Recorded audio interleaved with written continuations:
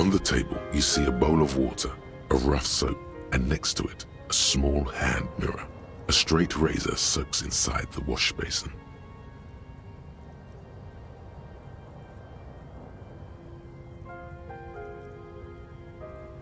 The water reflects back a vague image of your face. Nose bulbous and red, hair unkempt, wrinkles lining the eyes and forehead. The stash is gigantic. A fresh start looms ahead. Clean yourself up and be born anew.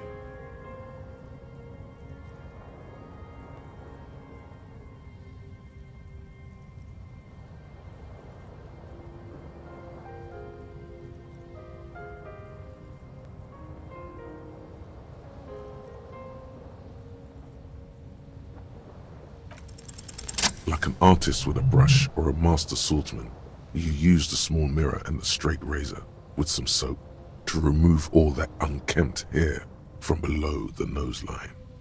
The sharp blade chafes against your skin, producing a scratching sound. The surface underneath the beard feels tender, the air brushing against it chilly. They feel so smooth, surprisingly so. A feeling of freshness overcomes you, as if you just came from a cold bath.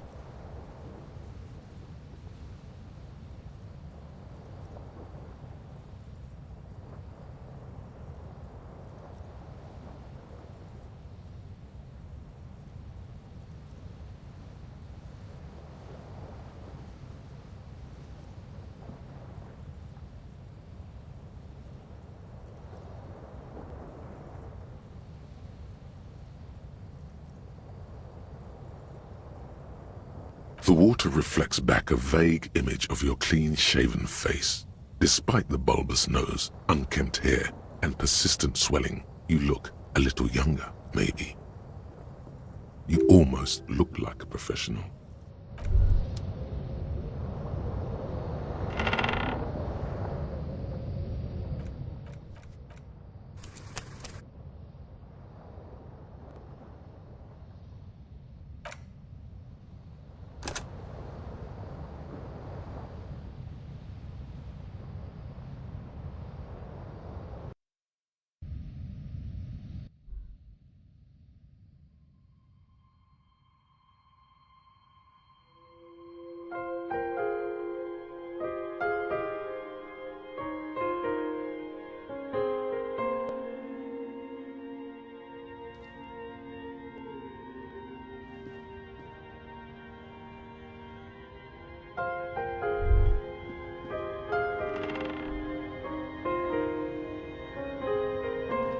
On the table, you see a bowl of water.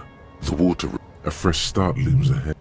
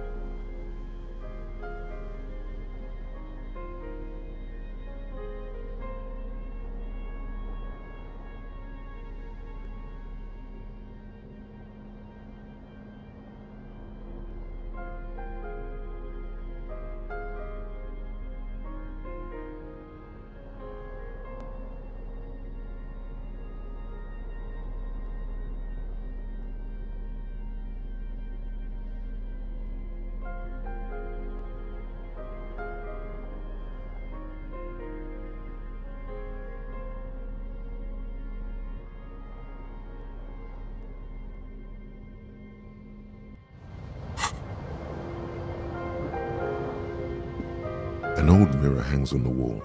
You see the reflection of your face in it, adorned with the expression.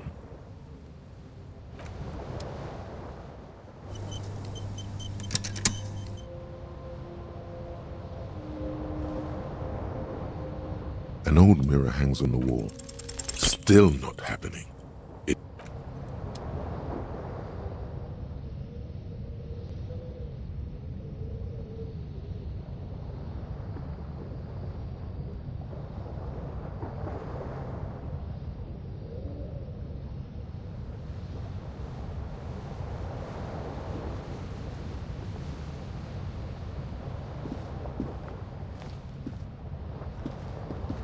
The bed is comforting, if a bit run down.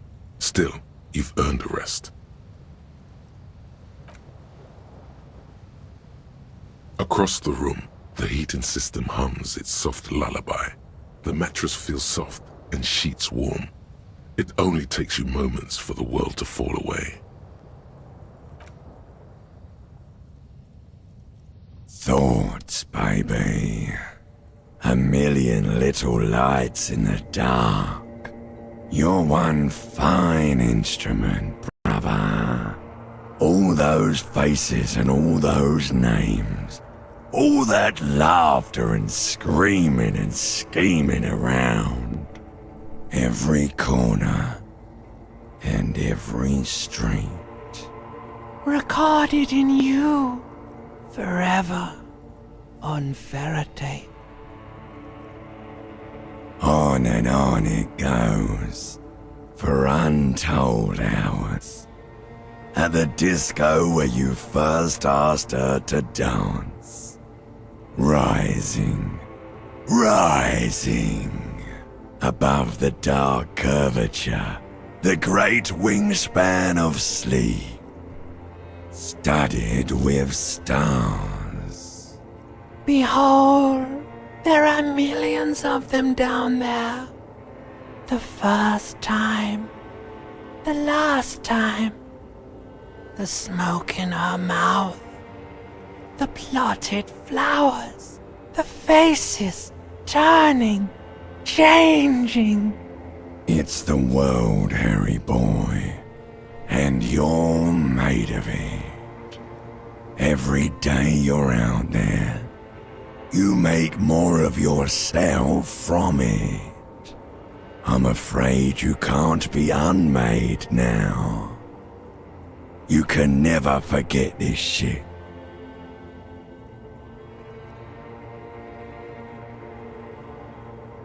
All stuck on loop, whirling, spitting out words and images. You're the son of the world again. Harrister, a ceaseless agent, picking up litter and old newspapers, collecting your little bubblegum wrappers and idiotic picture postcards. Meaningless, meaningless keepsakes. Reading your awful letters and recalling things, aren't you? The endless names of the world. An address book you are. The map of a city. You'll go insane if you keep going like this. One more day, and you'll be in the loony bin. I just know you will.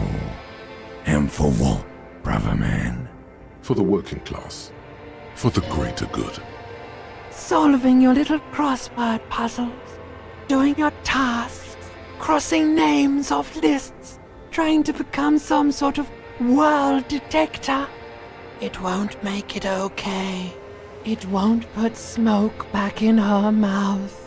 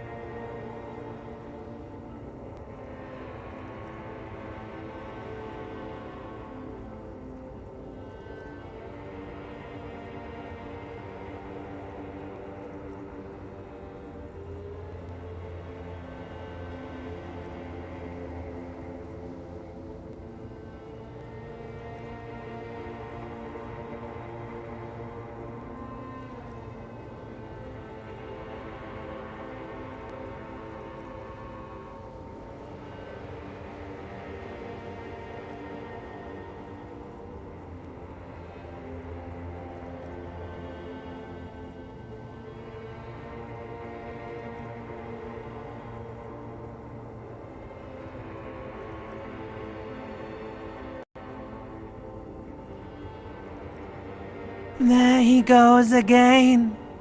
He's a real political animal, our Harry. He still doesn't see that it's the world changing around him. He's got no idea what he's in for. Beep, beep, beep. The alarm is ringing, Harry. The disco circus goes on and on. You barely slept 3 hours last night. You can do it. It's nothing. Do it for the city. Go. Do it for the picture puzzle. Put it all together. Solve the world. One conversation at a time.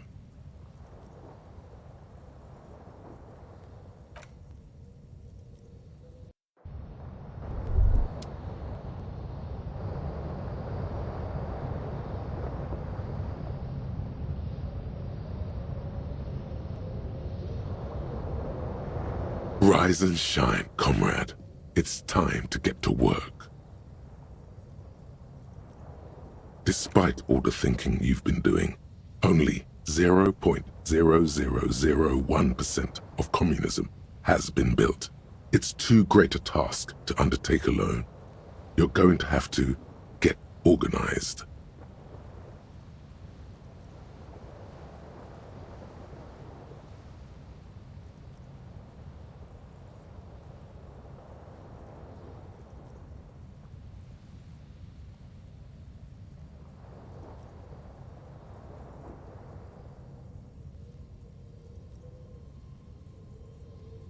Your level of personal upkeep is irrelevant. All that matters is your commitment to building the World Republic. You must seek out your revolutionary brothers and sisters. Find out how much communism they've built. Then, together, maybe you'll be able to build as much as 0.0002% of communism. But it won't be easy. Decades of persecution by coalition authorities have driven the remaining communists of Martinaise underground.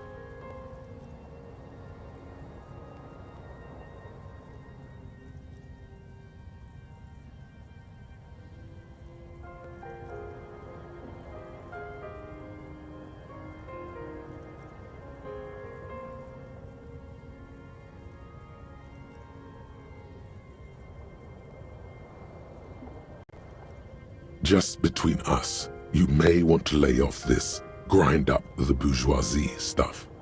It's a bit off-putting, even to fellow communists.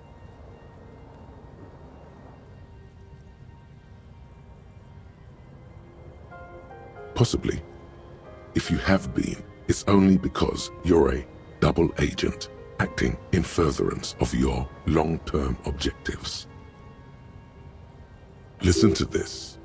Do you really think you're the kind of person an underground communist cell would entrust with a mission that requires such discretion?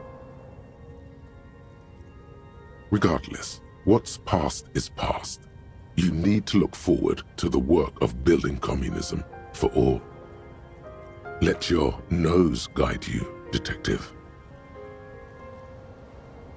No, we meant your nose, as in that swollen muck detector in the center of your face. It just happens to be perfectly calibrated for sensing communists. We really have no idea what they're talking about. There's no linkage between ideology and olfaction. Failure. It's a smell you know all too well, simultaneously repulsive and yet darkly appealing. Musty with a sharp tang, but also a remnant of lost sweetness, like a rotting mango that's been swaddled in a coat from your grandfather's attic. What you're smelling is your own body odor, of course. Nothing a shower and change of clothes couldn't fix. People sometimes complain there are no real communists left in Martinaise, but you can smell their presence. They're out there, waiting for you to join them. Incidentally, during the waning days of the anti-centennial revolution, a number of Revacholian communards constructed elaborate hideouts in abandoned root cellars, hollowed out tree trunks, and even residential sewage tanks. This latter phenomenon gave rise to the early anti-communist slogan, "The future's bright when you flush out the white." First, you'll have to locate the remaining communists in Martinez. When you get near to someone with revolutionary potential, your nose will give you the signal to establish contact. Again, no, it won't. Any olfactory response you perceive will be strictly psychosomatic. Judging from the bust of Krasmazov and other revolutionary paraphernalia you discovered, it seems that the Cape Side apartments may be a hotbed of communist activity.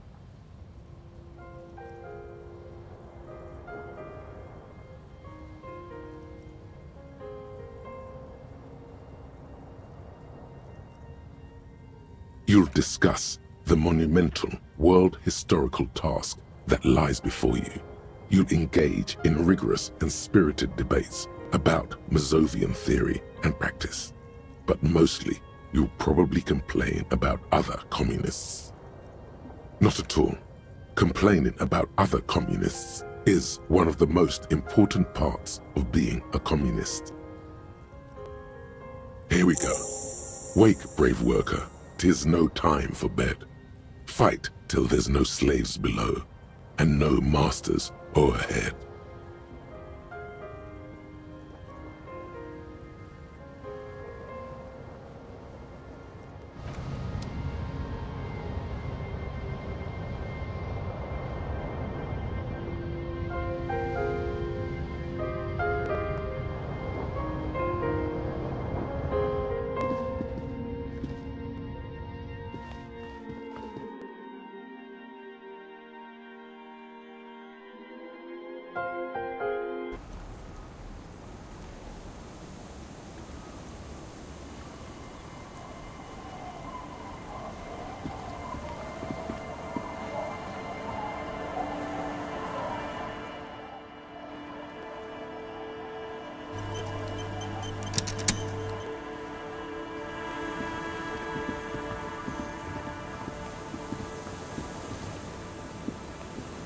Our tenant, the policeman. I hope the waves don't keep you up at night.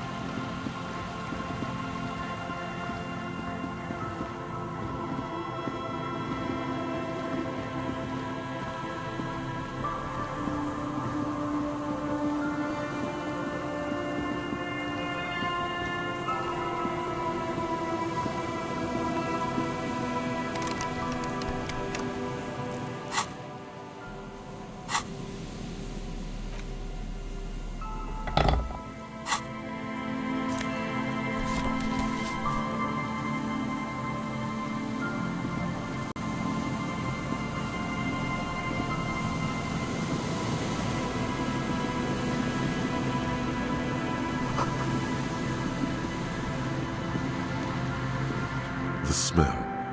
It's awful and familiar. It doesn't help. You can still smell it. Don't be naive. Don't you recognize it? That hideous pungency, that faintly cloying sweetness. Only death smells like that. Something cold wakes in the pit of your stomach. Fear. It is death. It must be. The lieutenant has already brought a handkerchief to his nose.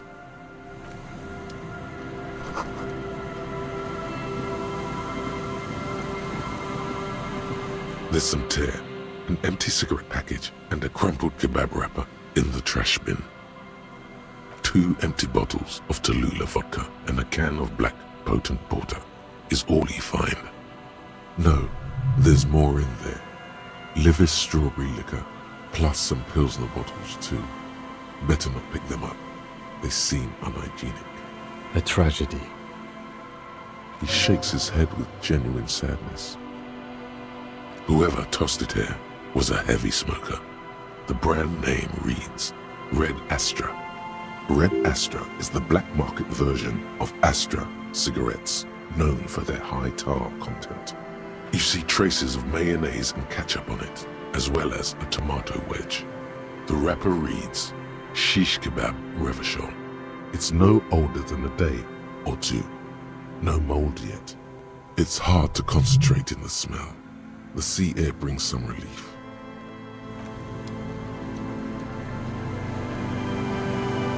A man lies on the boardwalk, his limbs bent and neck turned at an unnatural angle.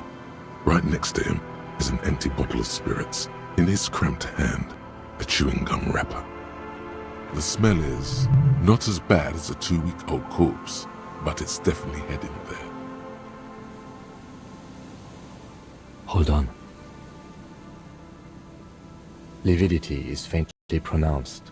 Whoever this is has been dead for 2 days. No longer. We need to investigate. Another dead body. This is your job. Steel yourself. Calm now. Carefully.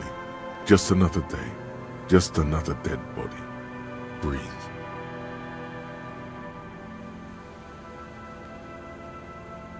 He's wearing mud-caked boots, beige trousers, and an old brown leather jacket with a bright blue lining. There are traces of kebab sauce on his chest.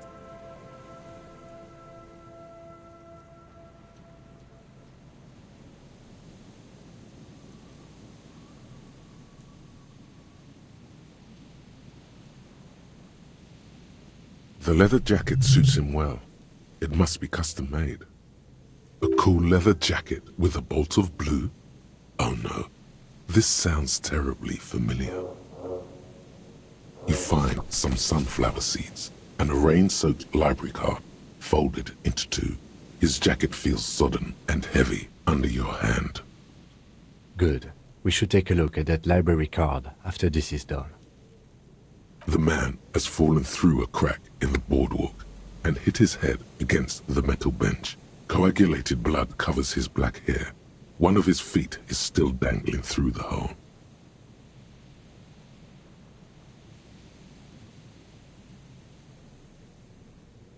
A bad fall.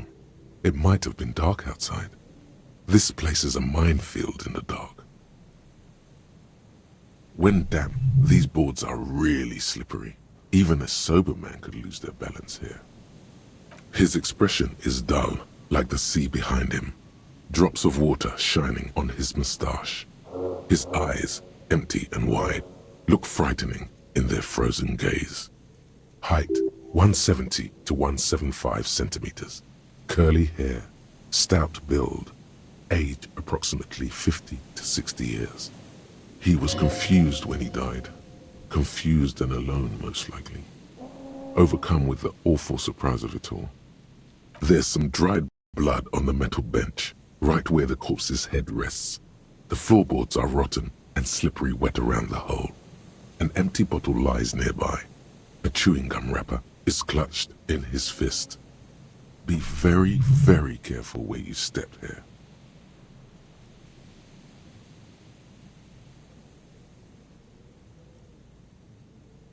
They screech under your feet ominously. It's hard to say whether the dead man's weight was the cause of the boardwalk to break. It definitely looks fragile. You see waves churning below. Something cracks beneath your feet. He could have easily disappeared into the sea through that hole, and you would have never found him. A dried chunk of blood covers the hair at the back of his head. This is what killed him. I don't see any other major wounds, do you? Seems like the head wound was fatal. It's exactly the shape of the bench. A .75 liter Tallulah vodka with its cap missing. There's hardly anything left inside. Tear all around us. Grabowski spearmint chewing gum. Green leaves on the cover. The man's mouth is half agape from the terror of the fall. The blackness of death. Stench. You think you see white chewing gum too? Confirmed. Nearly the whole pack is there. Solidified on his lower rear teeth. He ate the whole pack, right? It's to cover the smell of alcohol before going home. The worst thing is, I've seen it before. Almost the same scenario, even the chewing gum. It's always the same. The entire boardwalk creaks in the wind as you take a step back. Looks like one of the locals. He'd have to know this spot to come here. You don't just walk over here. But that's just a lazy assumption. What do you think? A dead working-class man with a bottle in his hand? Don't deceive yourself. You know who this is. The woman you met at the book stand? Why do you think it's her husband? Because it's the most working-class death you've ever seen.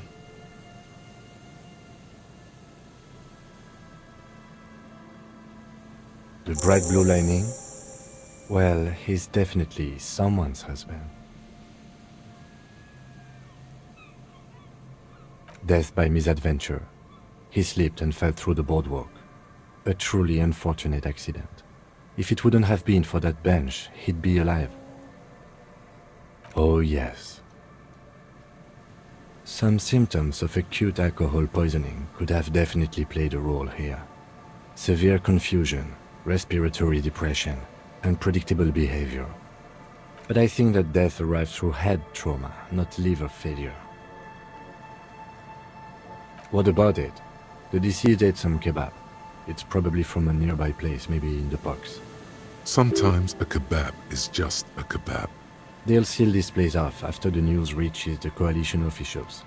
I doubt that they have enough resources to actually repair the boardwalk. Not that sealing it off would keep anyone away.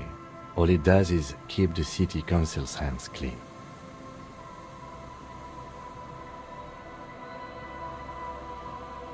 No, I don't see anything that points in that direction. For now, let's treat this case as a simple, albeit sad, accident, unrelated to the murder case. Agreed. If this somehow converges later, why not? But keep it simple for now. It does seem to be a pretty straightforward misadventure, although there's still a question of identifying the body. From where I stand, I can see two options. We either take the case and follow the leads to identify the body on our own, or we report back to the station and leave this for our colleagues to handle. A field autopsy isn't necessary if the cause of death doesn't appear to be criminal, and this looks like a simple accident to me. I'd say we should just write down head trauma in the autopsy report and leave it at that. It would save us at least 2 hours of unnecessary work. Good call. The guys at processing can take care of the rest. Alright, we should first examine the library card you found. Then we can call the station from my kinema. Let them know we are taking the case.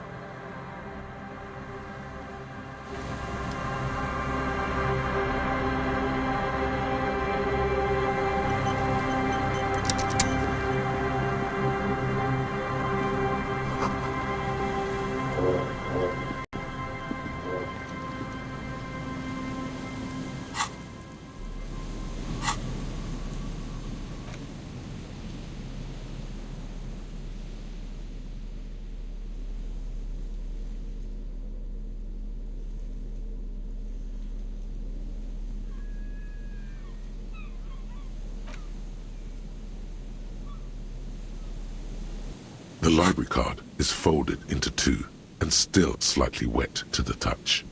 The front side reads, Central Jamrock Public Library Card, issued to Billy Mejean, expires July 53.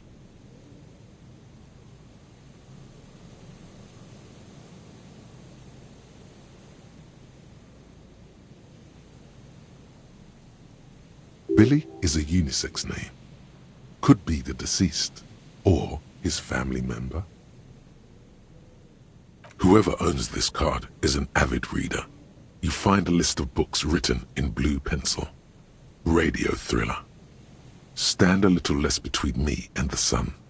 The last one in the list is The Glinton Curve by M. Theobald. A library stamp indicates that the book has been returned. Most of these titles seem to be in the sci-fi genre. Some thrillers too. If lost, please return the card to the library. Dial 005 02 55211 or visit us at Moreau Street, 78, Jamrock. Good. We should give them a call from my kinema. See if we can learn anything about Billy Méjean. Good idea. There was plenty of information here to go by.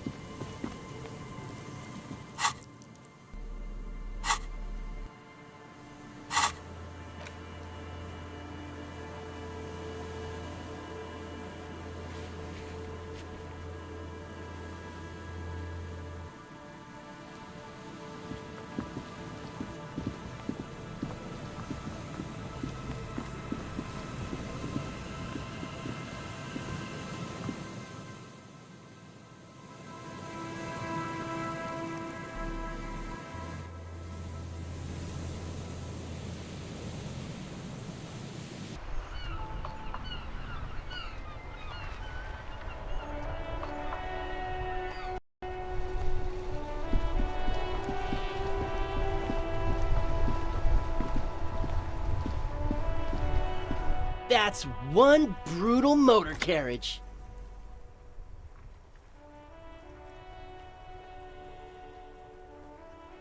If I were a real skull now, I'd jack it, paint it in palm tree livery, then bottom light it, neon style. A snazzy shit-ripped skullmobile like this would make a fine trophy. We could like hang fucking shrunken heads from the side mirrors. Cops' heads. Scary tribal shit. Yeah, tribal shit. A cop carriage like this would have proper skull value. While I appreciate the interest you take in my brutal motor carriage, I have to stop you right there. The RCM takes threats directed at its property seriously. It's just theoretical work, Copper. No basis in reality. Man, if we were certified skulls right now... Skulls. Now there's a strong organizational title. I can tell you who we're not, cop. We're not snitches or skulls. Which is not to say that the skulls are bitches and... On the contrary. The part of this presentation you want to take home with you, cop man, is we're not part of the skulls yet. Okay then, let's indulge in some intellectual exchange. These young men seem eager to share their beliefs. You don't know? What kind of cop are you? It's not a question. Don't get into it.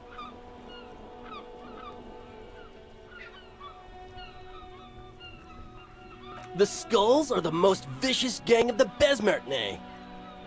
Besmatine, or the Besmati, the Immortals, are West Rivisholian crime syndicates. The nastiest bunch of psychos ever. Jacking carriages and getting into high-speed chases. Possessing an infinite amount of fuck-all swagger, infamous for their non-verbal modus operandi. If a skull spots you, he will pull out his dagger and stab you without saying a word. The lieutenant's voice is as calm as usual, a testament to the violence and death he's witnessed through the sight of his firearm.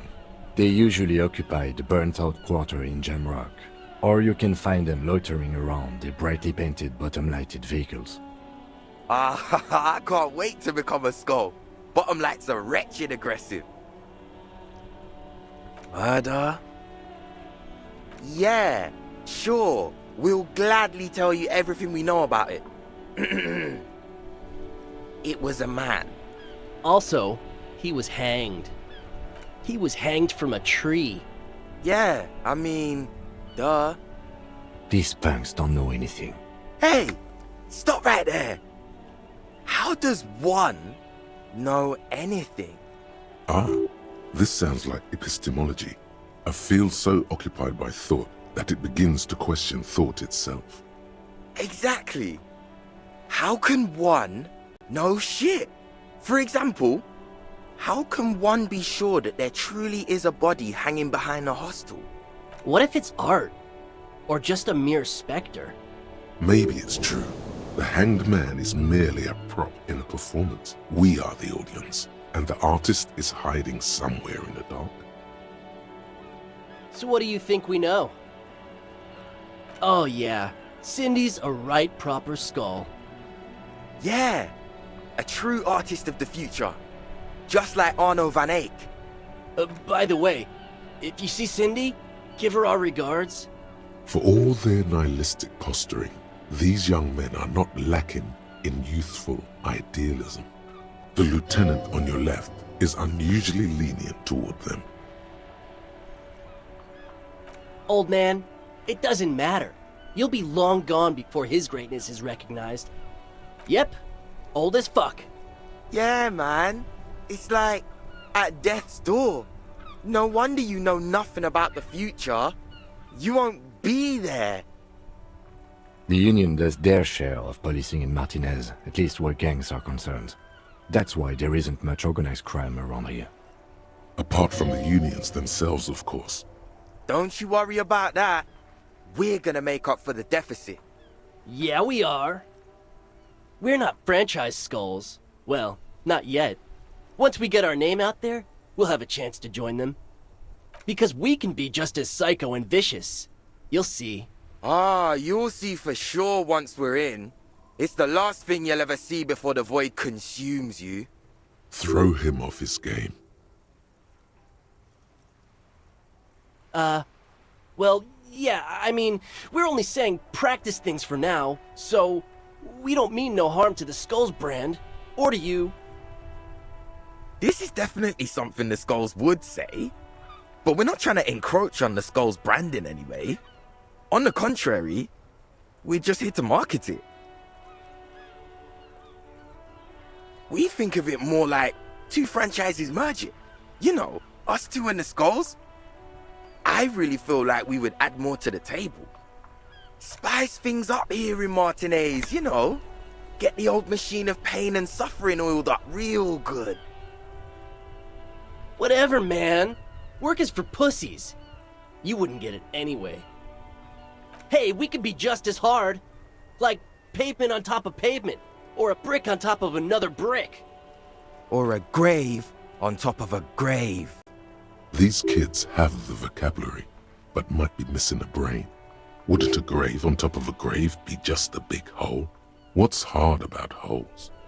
Filling them up, baby.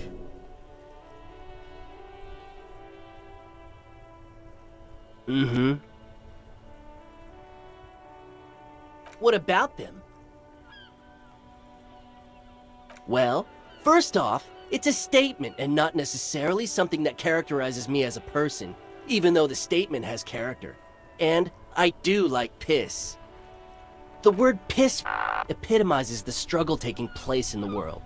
Things being defined as they seem, not as they are. And, I guess, it's also about communal spirit, the future, and truly appreciating our differences. Also, you've got to admit, it catches the eye. And since the Grand Piper is slowly but steadily moving towards basing the economy on it, attention, it is imperative that the medium itself convey the message. What I mean by this is, we are all piss and that the world is inherently meaningless. Though he seemed lacking in vocabulary, it seems that the young man has expertise in at least one field, even if it's rather narrow. Like I said before, many men keep searching for the one, for so-called true love, which is actually just obsession masquerading as kinship. The thrill of the chase, the hollowness that fills your chest cavity after catching it. I'm wondering if the poetics come with the jacket, or are they derived from something else entirely? To catch a fish, you'll need to hurl the lure many times, and even then it isn't certain that you'll get anything. If you blow up the lake, though, you get more fish in a shorter time. And, for time is of the essence and fleeting ever so quickly, one must think of a way to fuck the whole world and not get caught up in fucking someone. Because when one fucks everything, he fucks nothing. And that, to me, feels glorious. Sticking your dick into the void.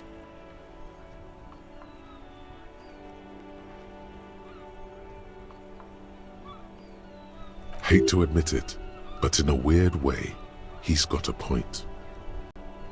Is it a coincidence that here we have 2 badass jackets and 2 badass cops?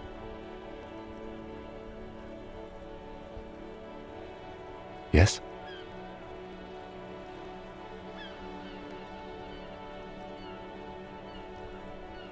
What is? What are you implying? I'm not sure I understand you, detective.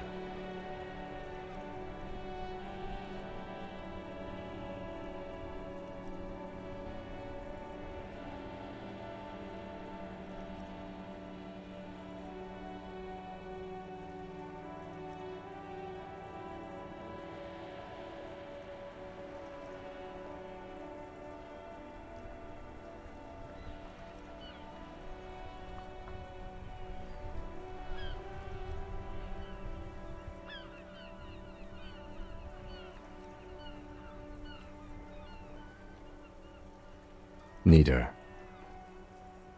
Fine, if only to end this discussion. Theoretically, if I were a juvenile delinquent, if I were to already be down that path, I think peace is the stronger of the 2 statements.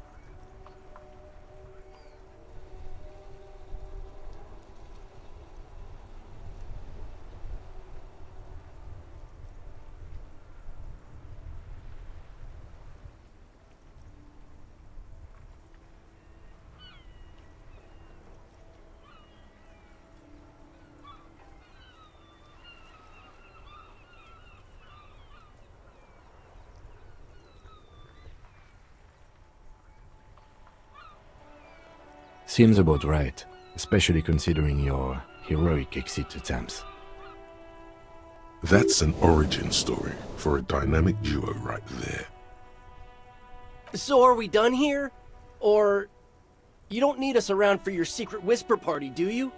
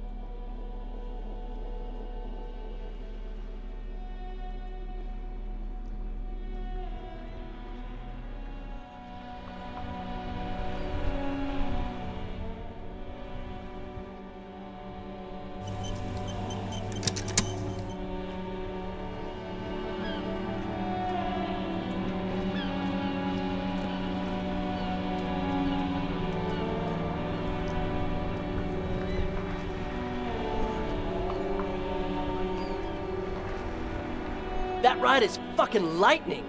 Hey, piss. Look who it is. Shrunken cophead material. These guys aren't scary. You're not scary. I have nothing to work with here. It's either begging or bullying, or both. Just ask them, maybe.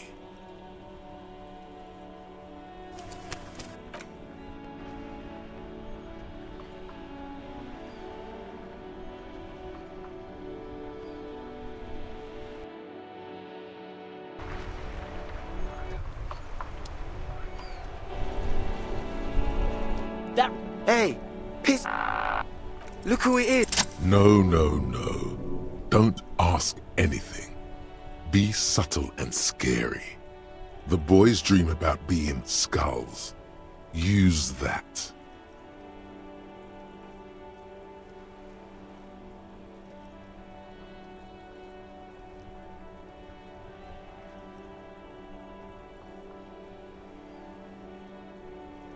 Suggest they're massive skulls. Come on.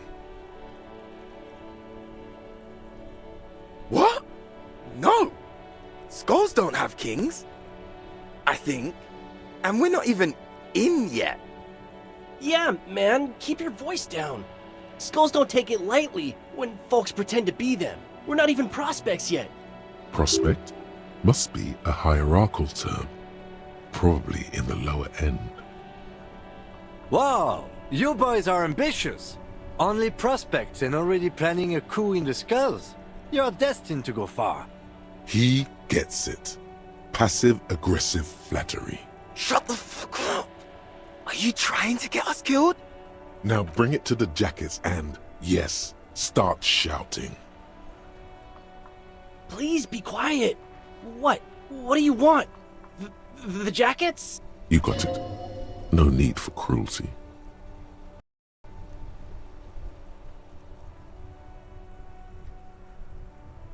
Oh, man. Okay. I get it. Skulls don't really wear slogans anyway. This was stupid. Fuck.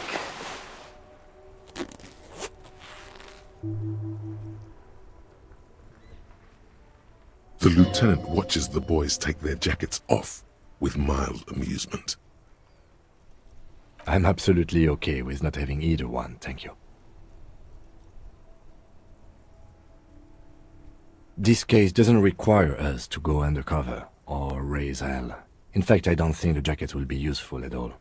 I just wanted them to not have them anymore. Cold-hearted cop.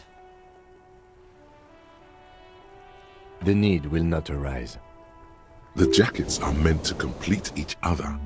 If a man was standing alone on a street corner with his written on his back, it'd just be an individual that has taken a liking to urine. And fuck the world all on its own is, frankly, generic. I don't know, Eric.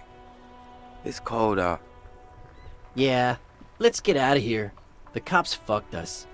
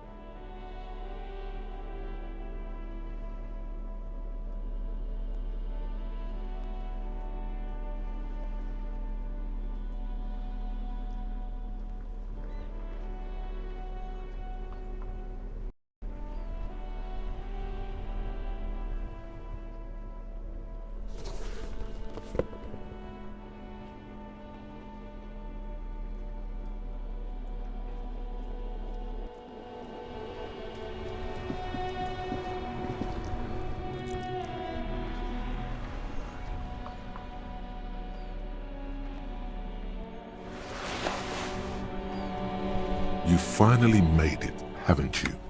People point fingers at you and whisper to each other when you pass by, wondering to themselves, where did that man get such a cool jacket? Did he receive it upon graduating the École Normale Supérieure de Badasserie? Is he dangerous? You are very dangerous, my friend. Dangerous and cool. In fact, no one dares to say a single thing about the jacket.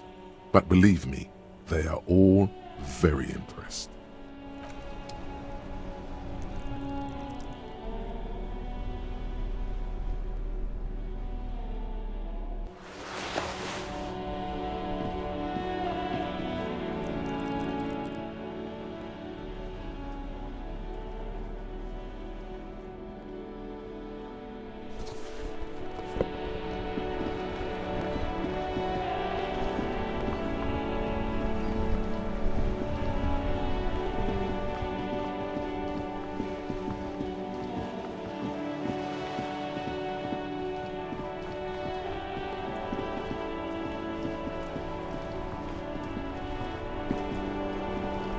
Inside, you see a set of steering levers, a radio microphone.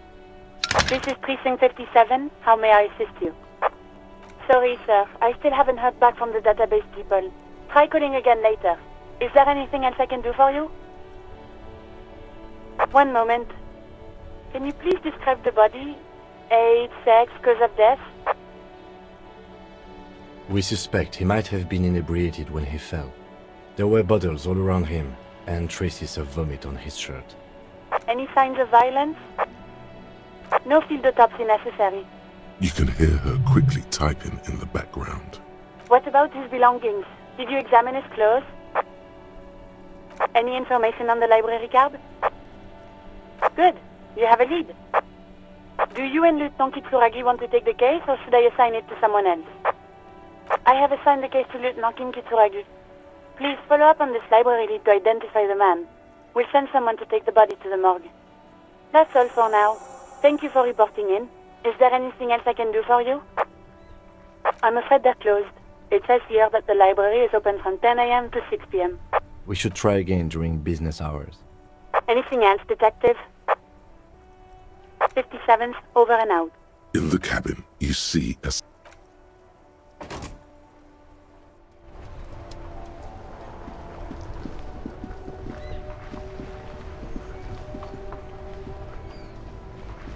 Make way for the master poet.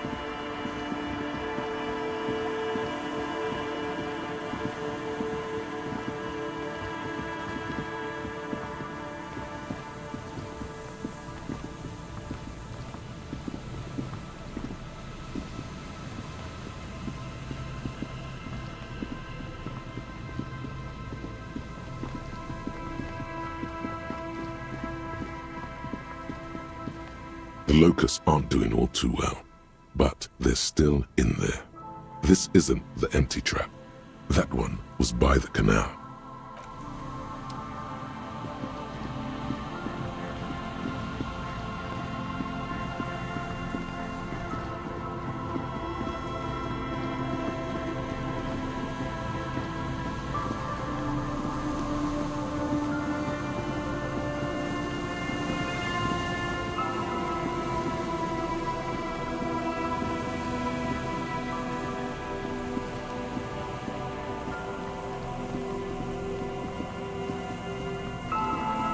The remaining windows rattle from a strong gust of wind.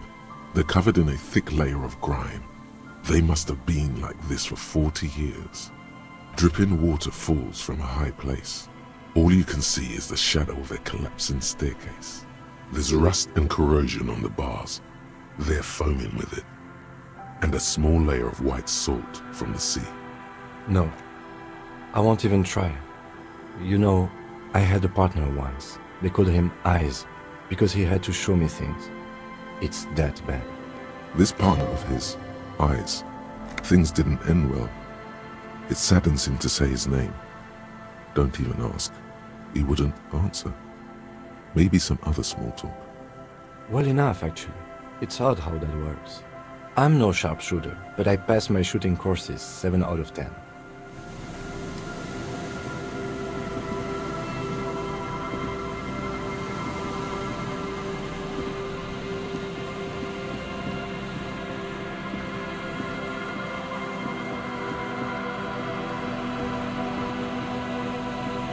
A metal payphone under a yellow plastic dome.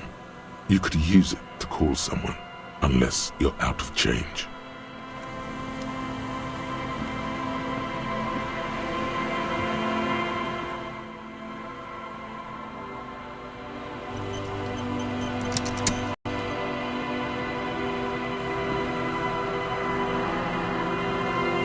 A metal payphone under it. You hear the tone. The machine is inoperable.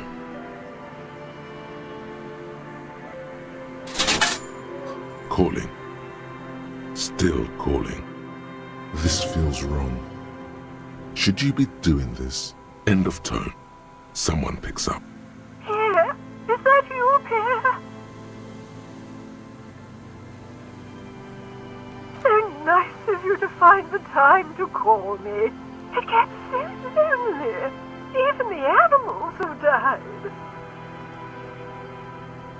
Are you sure you're Pierre? Your voice, it's different. There. Chrysanthemum. Her voice is drowned in white noise. Sounds like waves washing a beach, growing in volume until the call suddenly disconnects. You get a sinking feeling. It makes you look if Lieutenant Kitsuragi overheard you. To your relief, he did not.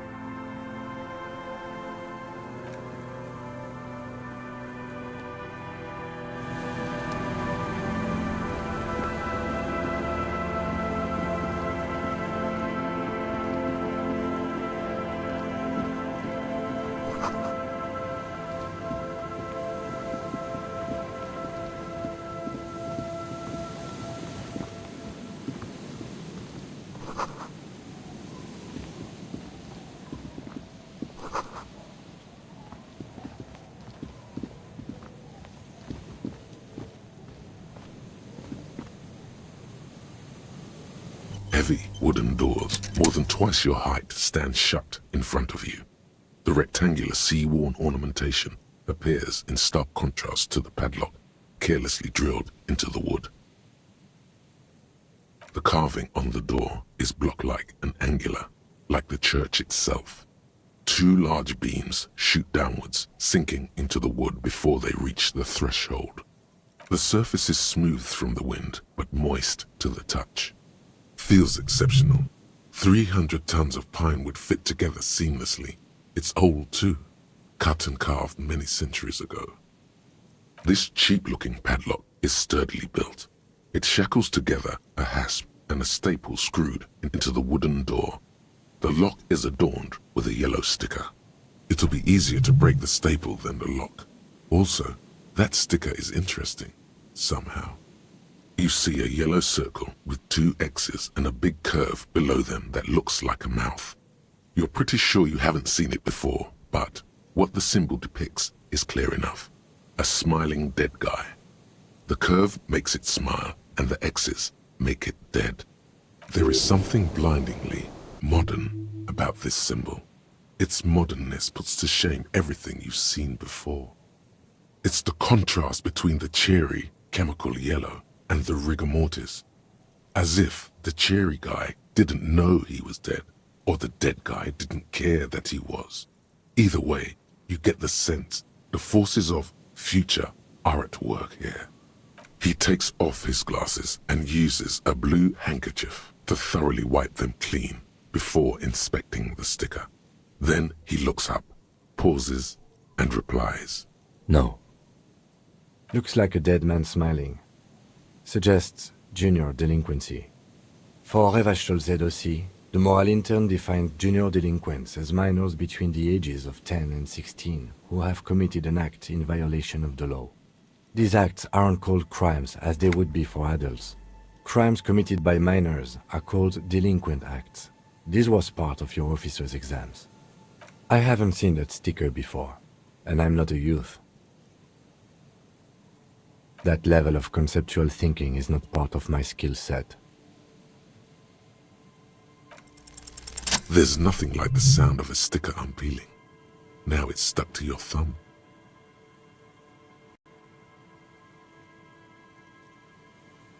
Looks like today was a gold star day.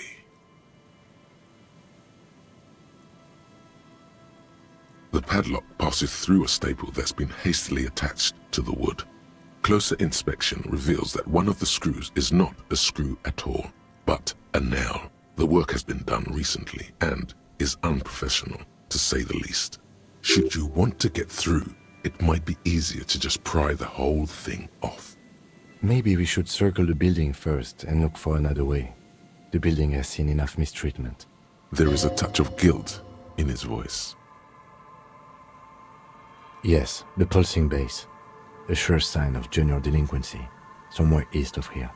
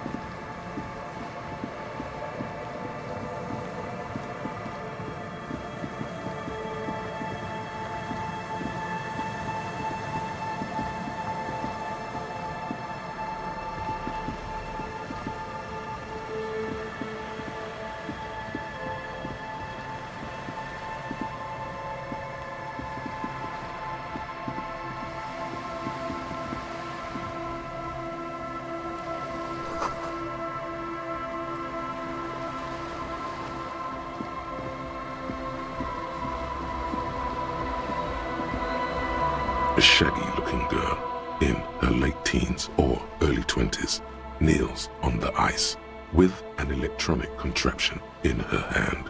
Hearing you approach, she looks up. Oh, hello there. It's cold out here, but she's not wearing a hat. She must be freezing. Huh? Maybe she didn't hear you. A little louder. So should you. Oh, I didn't notice that.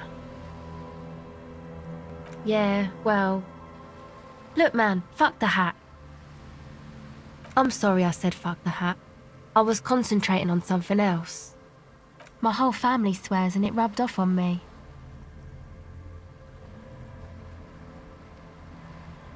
A cell.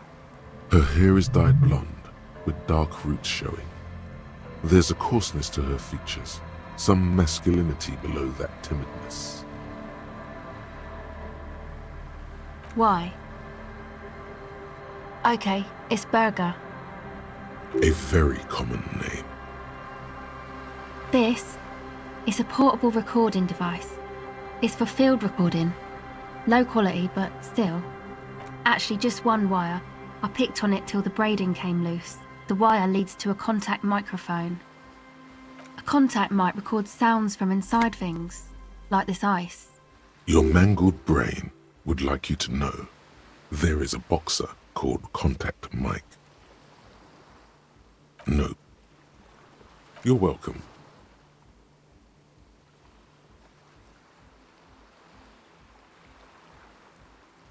The mic? I don't exactly know. Somehow it doesn't pick up vibrations from the air.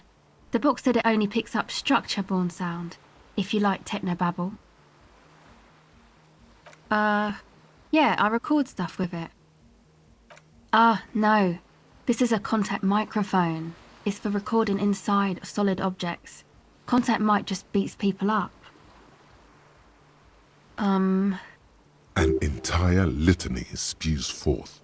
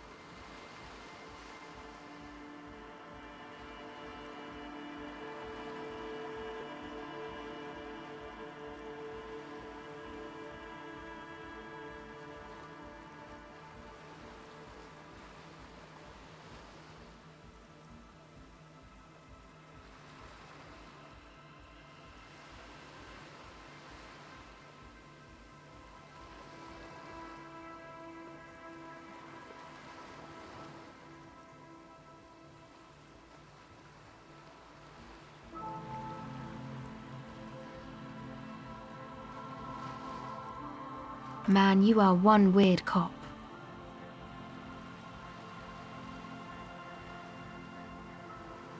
You do understand it all just sounds like Mike to me, right? Same place I got the recorder from, the Palaceum. Oh man, you haven't been to the Palaceum? It's the coolest place in this whole drug-addled shithole. It's a music club and a synthesizer workshop on Boogie Street in Jamrock. Musicians live there, like real musicians. I once saw Arno van Eyck. Thinking about it really cheers her up. It's a long way from here, though. Oh yeah, guess you wouldn't know Van Eyck. Or really be a Palaceum going kind of person. Hey, didn't Piss and Fuck the World mention Van Eyck too? A skull thing? Man, you sound like 100 years old when you say that. No, you don't. She's mistaken you for an old person. Say you're cool. I don't know what that means. I don't know what that means either.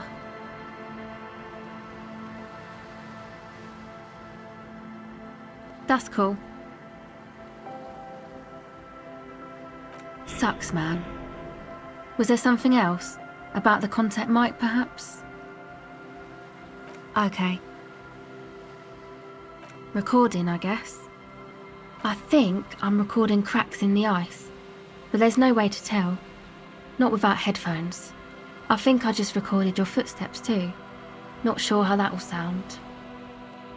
My boyfriend sold them. I don't know, man. Things. Just stuff you need for life. A lie. They were probably pawned off for something suspicious. The musicians in the Palaceum used them for making music. They looped the stuff, cutting the tapes together. They make music out of cracks in the ice and keys jangling. Crazy sounds like that. It's hard to explain. Anyway, I thought I'd make some too. It's supposed to be, like, a music place anyway.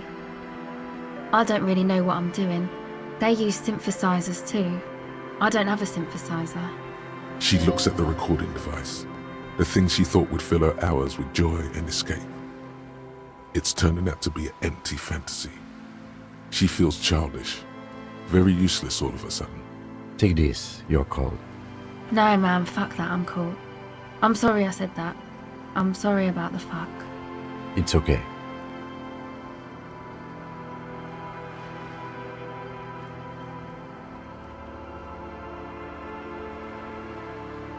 Thanks.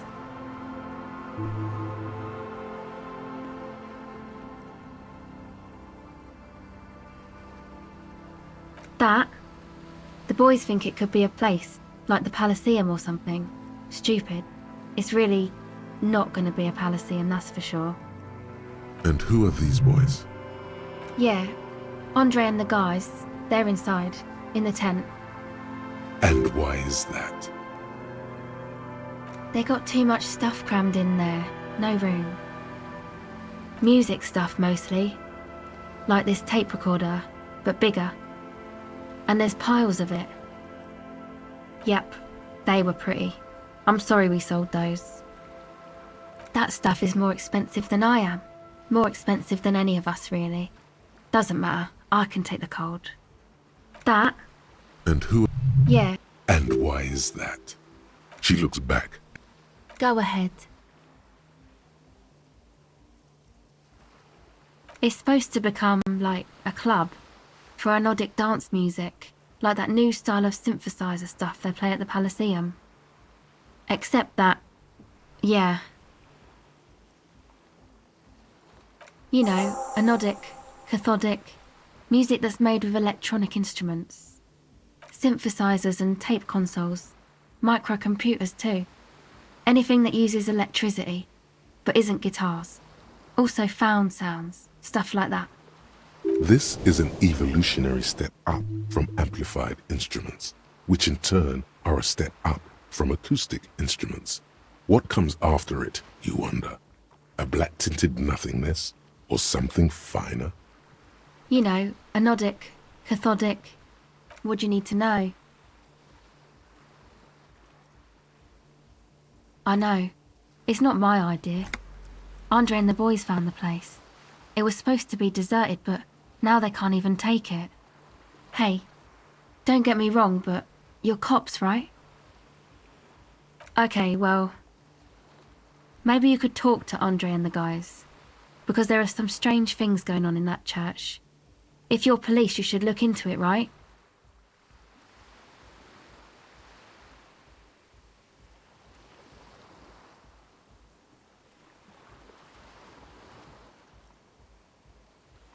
They're inside that thing there. Would be cool if you did. Was there something else? No. Not really, no. She's trying to get out of a direct lie with semantic tricks.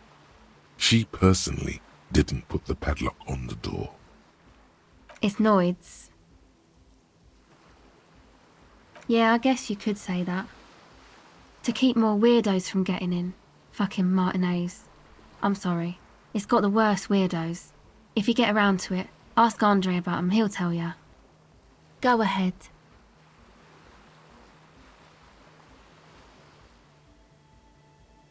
Okay, bye.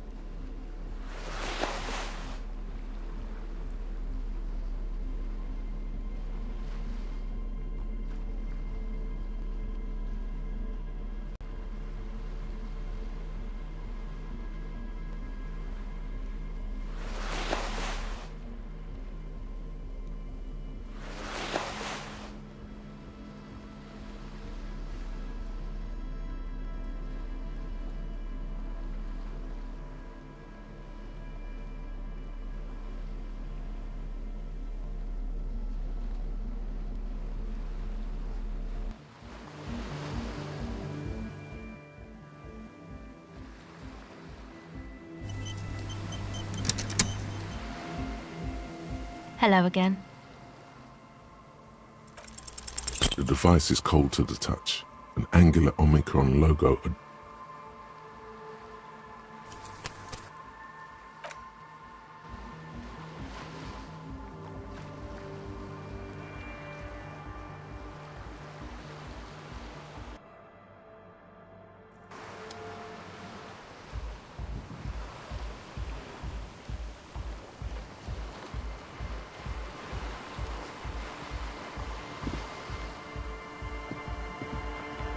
Hello again.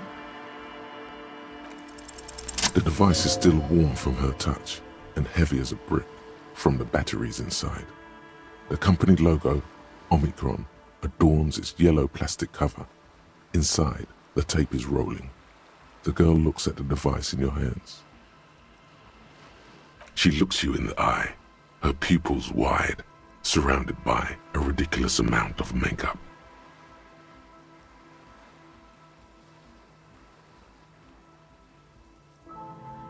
The wind howls. She remains silent.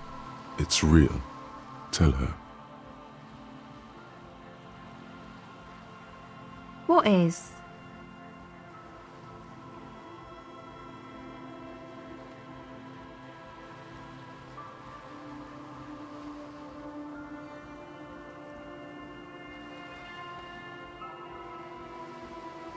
Okay, I'll stick to it. So thanks, I guess, for the psych session. Maybe I can return it. What's been eating you, officer? Come on, I can tell. But, okay. Be a boyadero about it if you want to. What is it?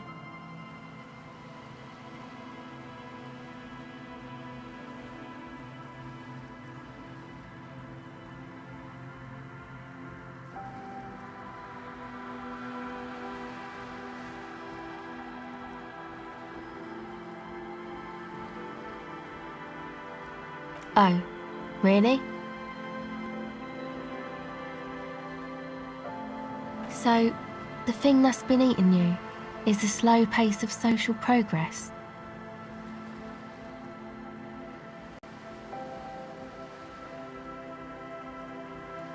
Okay, so you're not that upset, it sounds like. Uh-huh. And you're sure it's social progress you're distressed about, and not, I don't know, some chick? Perhaps. Okay. Why'd you think that?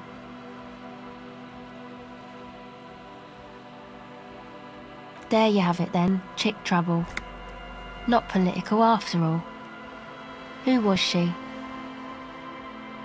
Really? You seem to be pretty upset about this chica. Are you sure you don't remember anything about her? Wow, man.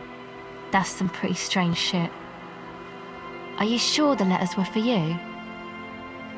How come you don't remember, though? Is it like some selective memory thing? Yeah, or it might be that. This one time I did so much booze that I forgot too.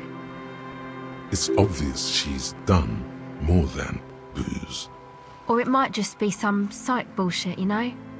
Königstein wank. You know, the psych thing they've got going on there. Rich people like it. People in Königstein are mostly rich. You're welcome. Might be for the best to keep that shit forgotten though. Just my opinion. If it itches, don't scratch.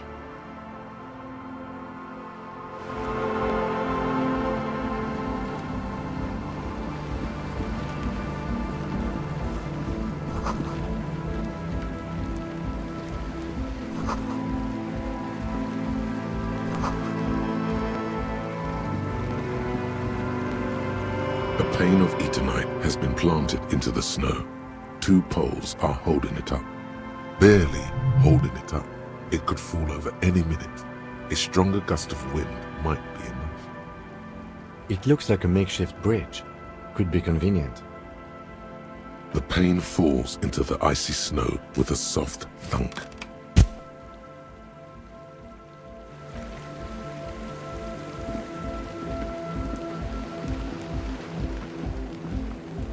The tent is just tarpaulin fabric covering a pile of stuff.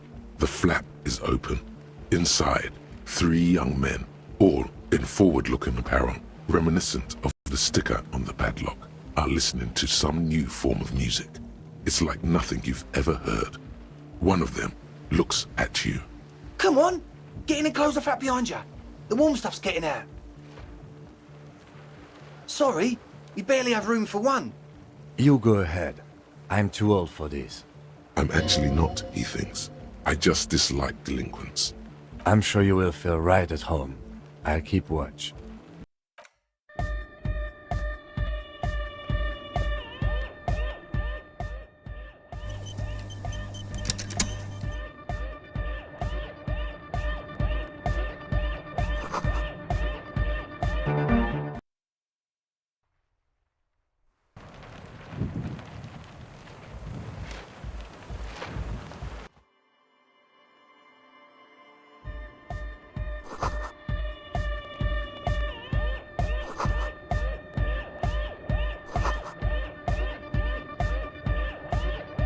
You see a youngish man bleaching the tips of his hair with a toothbrush. He puts the toothbrush down and extends his hand in greeting.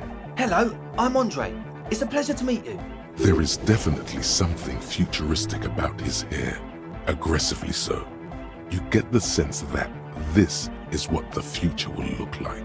Imbecilic, yes, should the future ever come, it will look deeply imbecilic, like this guy. His grip is strong, sweaty, and warm. He's trying to project and inspire confidence.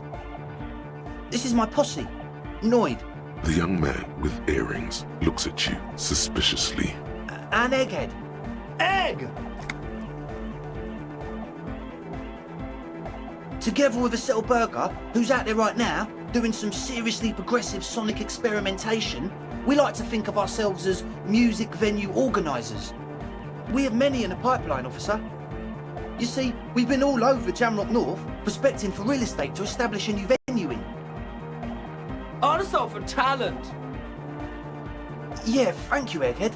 And while there is no shortage of raw, unfettered talent spinning tapes in Jamrock, we've had rotten luck with the real estate part. Place is a shithole. I apologise for my friend Noid's potty mouth. I realise this is not how you speak to a police officer. He has authority issues.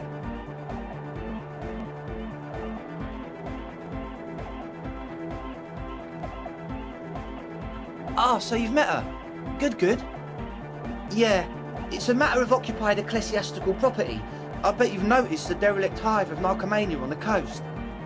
An attempt to pander to your perceived conservative sensibilities. No person his age would ever use a word like narcomania with a straight face. Don't fall for it. I'm talking about the church, and I'm not exaggerating. Even a place of spiritual refuge can become a magnet for all sorts of dopeheads and burnouts if left unattended.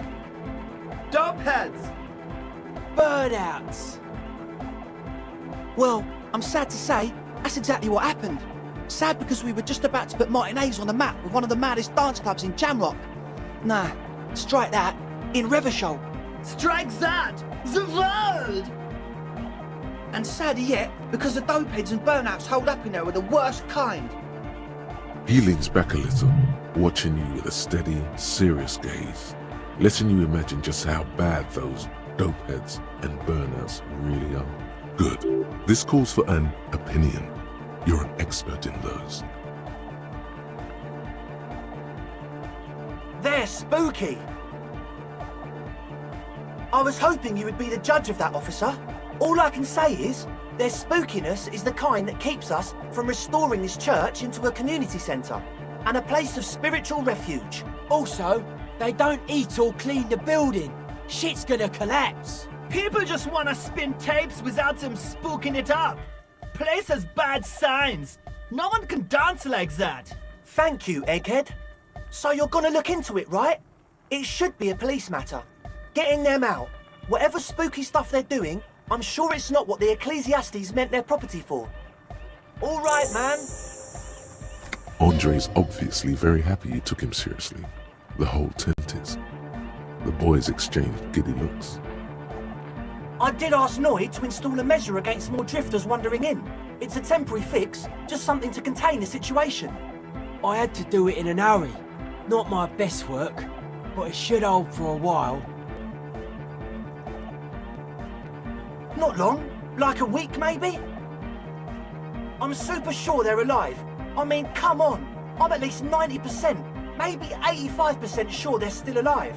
Somewhere in the ruinous past that led you here, there was something called exams.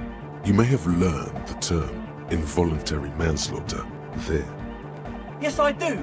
I listen to Channel 8 all the time. I know about crime stuff, and I assure you, officer, this is not what's happening here. I'm at least 80% sure they're alive. I mean, come on.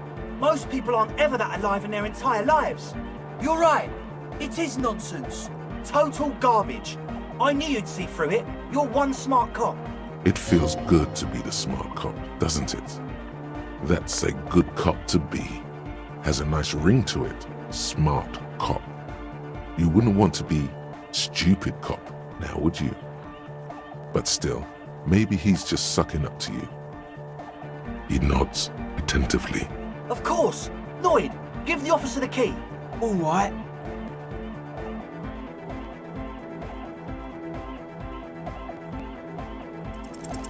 You sense the trajectory of the little piece of metal and plastic.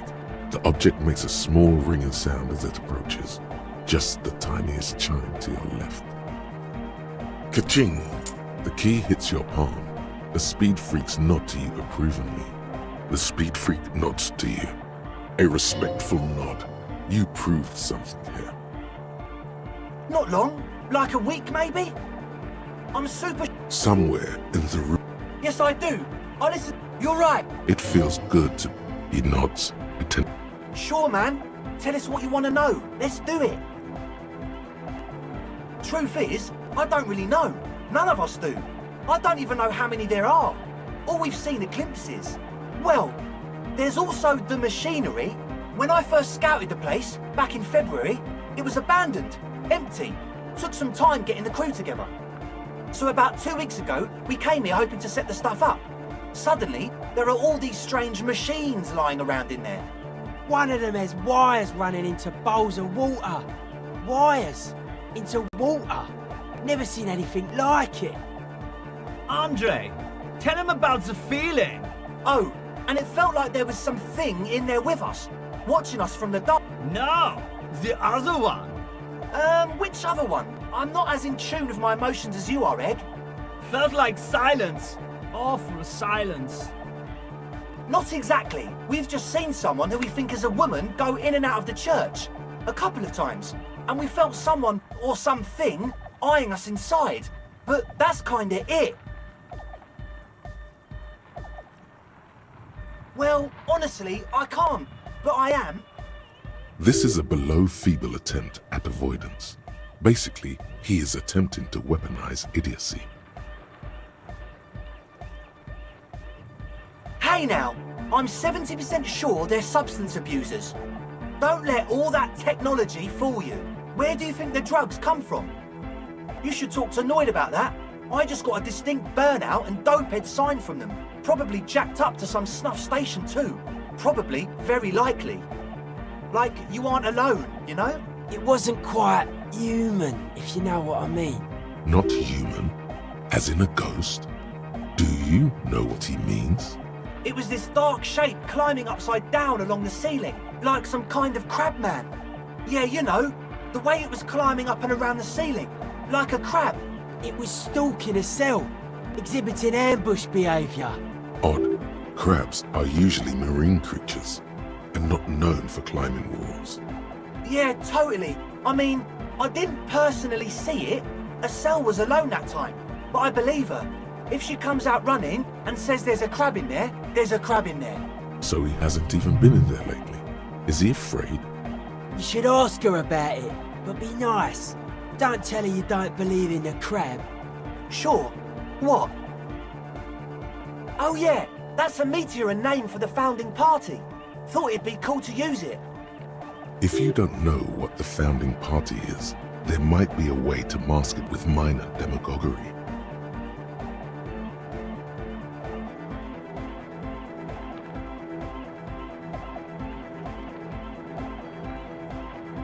You know, of Meteo, concerning Meteo. Meteo, a country on Muindi, on the Muindi Isla. One of the poorest of the first world nations today, but once a great ancient civilization. Capital Tilakos by Percentic. Come to think of it, I've never really looked them up, you know. I can't give you a precise definition, but they're a very powerful religious organisation. And they have roots in ancient mass society. And they're the custodians of the Pericanassian Church. Plus, they anoint the innocents. They, like, made the Innocentic system, no? Totally.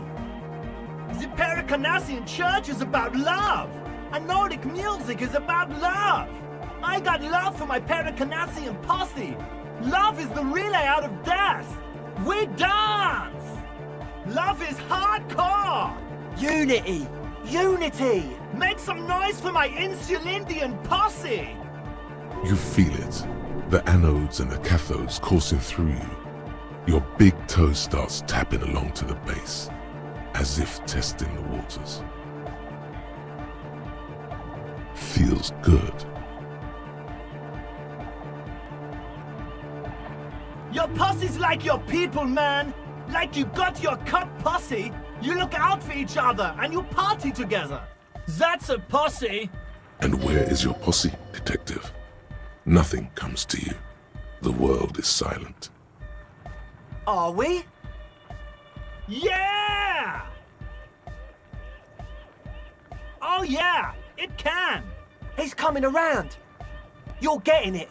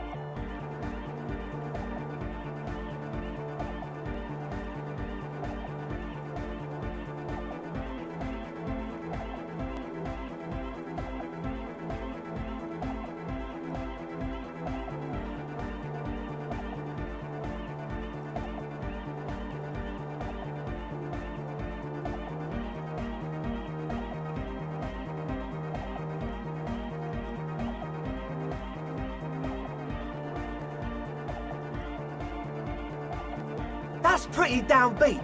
I think I speak for all of us when I say we expected the law to be more open to the idea of love, unity, and the Pericanassian posse.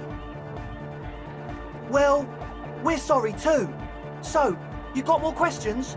The one with the large head is still looking at you, nodding his head. Yes. What? Yeah, good to have, bitch to carry. When I first scouted the place, I did some reconnaissance. I'm not sure the church even has running water. Oh, it's the one they sell at the fuel station. It's like he's lying to you, my liege. But he's slippery enough that there's nothing for you to grab hold of. It does, doesn't it? Told you we have a smell problem. Ether? I don't smell ether. Do you, Noid? No. He sniffs the air, then shrugs. A shrug is good enough for us. Why say it when you can shrug it? The what now? Oh, the old Ultra. He's like an actor, looking to the souffleur for his line. I have a major sinus infection, stuffy nose. We all do. Shit's all blasted up. Winter, can't even breathe. Yes, that's all Nosafed's doing. Without the Noser, I'd be drowning in shit right now. Nosafed is the shit. Sure. Here you go, officer. The Noser. Blast away. He nods enthusiastically, no doubt a little relieved.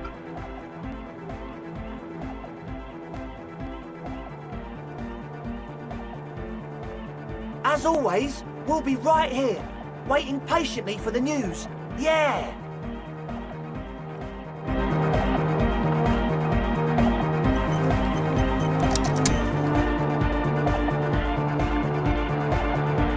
So you had a talk with Andre, and now you want to discuss things with Noid.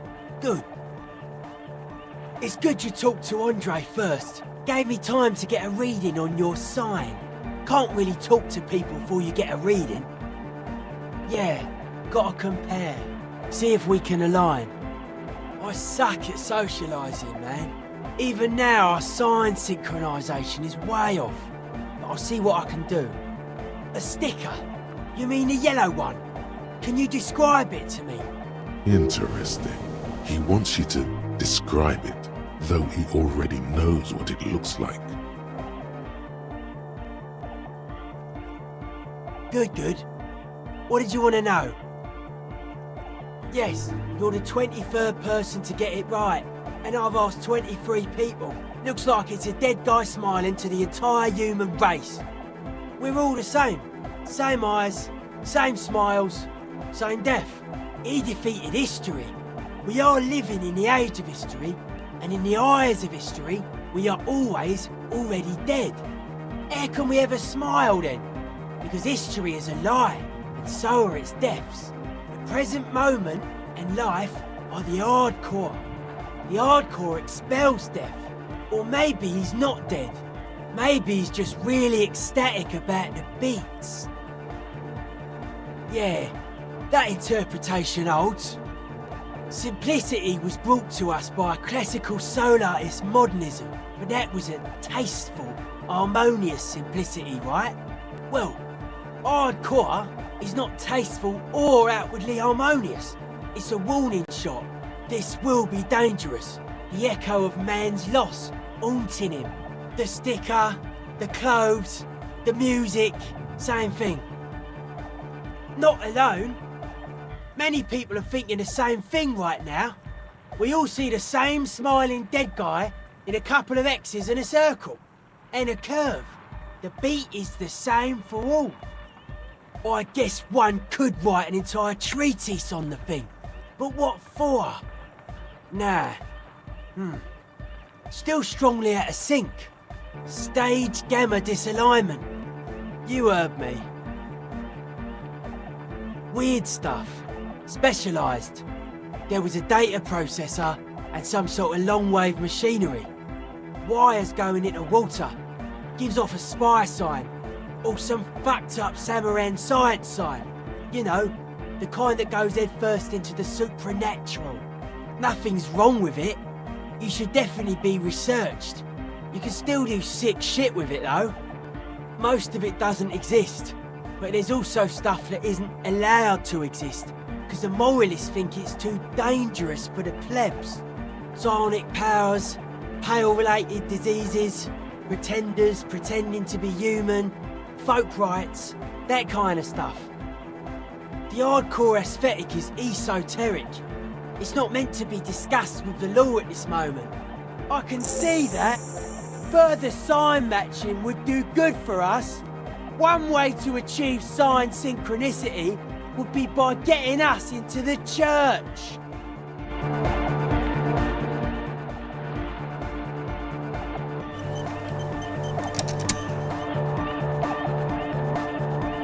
A young man with peroxide blonde hair holds up a Harman Welshi tape player. nodding along to the music. He looks at you with a knowing smile and says, Hardcore! Hardcore! Hardcore to the mega! Internally coherent. Good morning, yeah! 1, 2, 3, Yakokata, the place to be! Yakokata is a hardcore place! Yakokata is an abbreviation from the Gradian term, Zone of Ecological Catastrophe, an agricultural megaproject in the extreme southeast of the Gradian Isola. It involved cutting-edge approaches to irrigation and a completely new type of fertilizer. An intricate system of irrigation networks pockmarking the earth, intermittent seas of phosphorus mud, ripped tarpaulin fluttering in the wind. A pair of molten rubber boots also comes to mind. All in all, a truly hardcore place. Could there have been a right way out of this garden of forking paths, you think? The young man with the tape recorder acknowledges your return. When he looks at you, he squints as though you were the setting sun. This is hardcore. It's hardcore! Skibber-dee, skibber-danger. I am the rearranger. Back to the heavyweight jam. Hardcore! It's hardcore! Skibber-dee. We're close. True, hard, full, core! Hardcore! Yeah! This young man adds a capital G before the H in his yegs and args. This produces a guttural Gotwaldian accent and makes him sound more animal, more in it. Or maybe it's not Gotwaldian. Maybe it's Oranese. Probably an homage to Oranje, where Arno van Eyck is from, judging by his name. Could you be listening to an Arno van Eyck creation right now? You know about him? You know Van Eyck? Good, good. The Advent? True, hard, full, core, hardcore! Yeah! This young man, or maybe it's not. You know about? You know Van Eyck? Wow! The skinny wraith looks at you with some disbelief. So am I! So am I! Oh! Is that why they call you Egghead? Because... Egghead to the mega! The K became the G! The boy became the man! The Advent?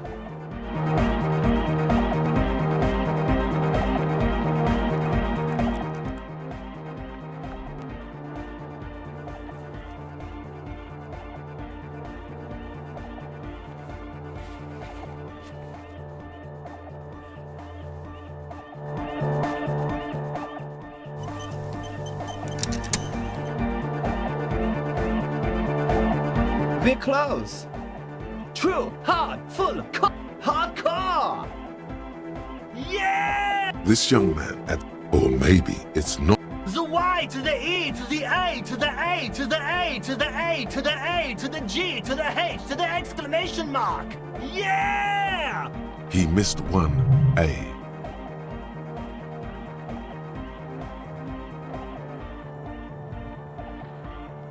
I'm the hard rhymer, the track attacker, the mic enforcer, the sixth checker. I am the law. We're close. True, hard, full, core, hardcore. Yeah! This young man, or maybe it's not Gotwaldian. Maybe. The white, yeah! He missed one A. It's nice to be important, but it's important to be nice. We're close. True, hard, full, hardcore. Yeah! This young man, or maybe it's not. You know about? You know Van Eyck? Oh, well, it really is him. It's an honest-to-God Van Eyck beat. Well, actually, a reworking of a Peppy Popic and Arsos track. But let's not get too deep into that whole mess. The Advent? We're close. True, hard, full, core, hardcore. Hardcore to the mega. Here comes the night. We're close. True. Hardcore. Hardcore to the mega. Internally coherent. All core. All right. Yeah. Gotta get the people going. I'm the party boy. It's my job. 2 on a track. Watch your back. Watch out for the heart attack.